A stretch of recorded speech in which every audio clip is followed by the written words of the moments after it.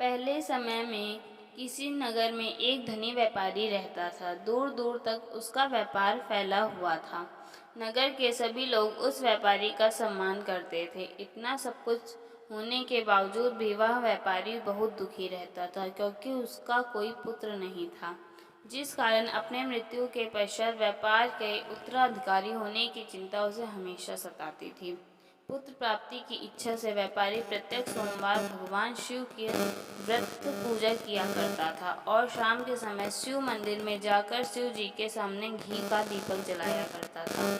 उसकी भक्ति देखकर माँ पार्वती प्रसन्न हो गई और भगवान शिव से व्यापारी की मनोकामना पूर्ण करने का निवेदन किया। भगवान शिव बोले, इस संसार को सबके उसके कर्म के अनुसार फल की प्राप्ति होती है। जो प्राणी जैसा कर्म करते हैं उन्हें वैसा ही फल प्राप्त होता है।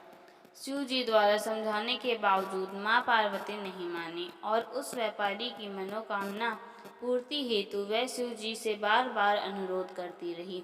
अंततः माता के आग्रह को देखकर भगवान भोलेनाथ को उस व्यापारी को पुत्र प्राप्ति का वरदान देना पड़ा। वरदान देने के पश्चात भोलेनाथ माँ पार्वती से बोले, आपके आग्रह पर मैंने पुत्र प्राप्ति का वरदान तो दे दिया, परंतु इसका यह पुत्र 16 वर्षों से अधिक समय तक जीवित नहीं रहेगा। उसी रात भगवान शिव उस व्यापारी के स्वप्न में आए और उसे पुत्र प्राप्ति का वरदान दिया और उसके पुत्र के 16 वर्ष तक जीवित रहने की बात भी बताई। भगवान के वरदान से व्यापारी को खुशी तो हुई, लेकिन पुत्र की अल्प आयु की चिंता ने उसे खुशी को नष्ट कर दिया। व्यापारी पहले ही की तरह सोमवार के दिन भगवान शिव का विधिवत व्रत करता रहा। कुछ महीनों के बाद उसके घर अति सुंदर बालक ने जन्म लिया। घर में खुशियां भर गई। बहुत धूमधाम से पुत्र जन्म का समारोह मनाया गया, परंतु व्यापारी को पुत्र जन्म की अधिक खुशी नहीं हुई, क्योंकि उसे पुत्र की अल्प आयु के रहस्य का पता था। जब पुत्र 12 वर्ष का हुआ तो व्यापारी ने उसे उसके मामा के साथ पढ़ने के लिए वाराणसी भेज दिए। लड़का अपने मामा के साथ शिक्षा प्राप्ति हेतु चल दिया। रास्ते में जहाँ भी मामा भांजा विश्राम हेतु रुकते, वहीं यज्ञ करते और ब्राह्मणों को भोजन कराते। लंबी यात्रा के बाद मामा और भांजा एक नगर में पहुँचे। उस दिन नगर को राजा की कन्या का विवाह था, जिस कारण पूरे नगर को सजाया गया था। निश्चित समय पर बारात आ गई, लेकिन वर का पिता अपने बेटे के एक आंख से काने होने के कारण बहुत चिंतित था। उसे भय था कि इस बात का पता चलने पर कहीं राजा विवाह से इनकार न कर दे, इससे उसकी बदनामी भी होगी। जब वर के पिता ने व्यापारी के पुत्र को देखा तो उसके मस्तिष्क में एक विचार आया। उसने सोचा, क्यों न इस लड़के को दूल्हा बनाकर राजकुमारी से विवाह करा दूं। विवाह के बाद इसको धन देकर विदा कर दूंगा और राजकुमारी को अपने नगर ले जाऊंगा। वर के पिता ने लड़की के मामा से इस संबंध में बात की।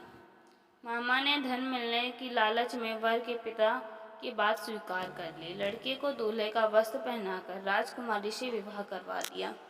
राजा ने बहुत सारा धन देकर राजकुमारी को विदा किया। शादी के बाद लड़का जब राजकुमारी के साथ लौट रहा था तो वह सच नहीं छिपा सका। उसने राजकुमारी के ओढ़नी पर लिख दिया, राजकुमारी, तुम्हारा विवाह मेरे साथ हुआ है।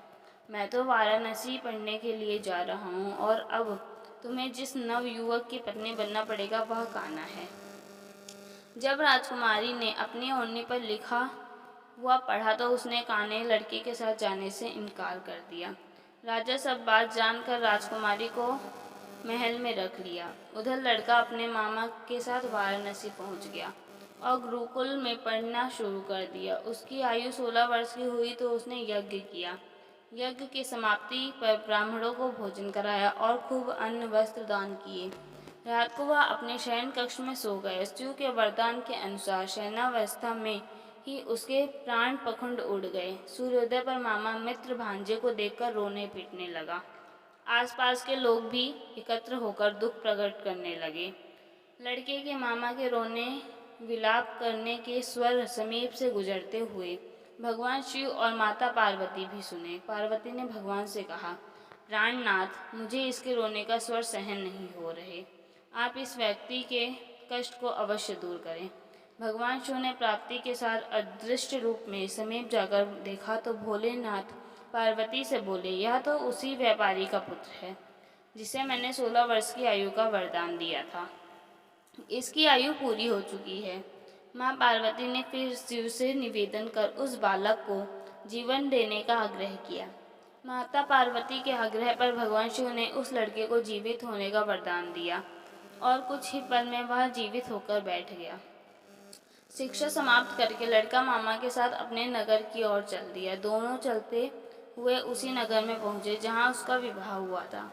उस नगर में भी यज्ञ का आयोजन किया। समीप से गुजरते हुए नगर के राजा ने यज्ञ का आयोजन देखा और तुरंत ही लड़के को उसके मामा को पहचान लिया।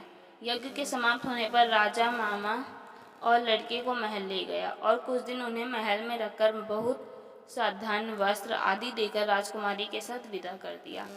इधर भूखे प्यासे रहकर व्यापारी और उसकी माँ बैठी रही। उन्होंने प्रतिज्ञा कर रखी थी कि यदि उन्हें अपने पुत्र की मृत्यु का समाचार मिला तो दोनों अपने प्राण त्याग देंगे। परंतु जैसे ही बेटे के जीवित वापस लौटने का समाचार सुना तो वह बहुत प्रसन्न हुए। वह अपनी पत्नी और नीतू के साथ नगर के द्वार पर पहुंचे। अपने बेटे का विवाह का समाचार सुनकर पुत्र वधू राजकुमारी को देखकर उसकी खुशी का ठिकाना न रहा। उसी रात भगवान शिव ने व्यापारी के स्वप्न में आकर कहा, हे श्रेष्ठी, मैंने तेरे सोमवार के व्रत करने और व्रत कथा सुनने से प्रसन्न होकर तेरे पुत्र को लंबी आयु प्रदान की है। पुत्र की लंबी आयु जानकर व्यापारी बहुत प्रसन्न हुआ। सोमवार का व्रत करने से व्यापारी के घर में खुशियां लौट आई। शास्त्रों में लिखा है कि जो स्त्री पुरुष सोमवार का विधिवत व्रत करते हैं और कथा सुनते हैं, उनकी सभी इच्छाएं पूरी होती हैं। अगर आपको हमारी कहानी अच्छी लगी हो तो लाइक सब्सक्राइब ज़रूर करें।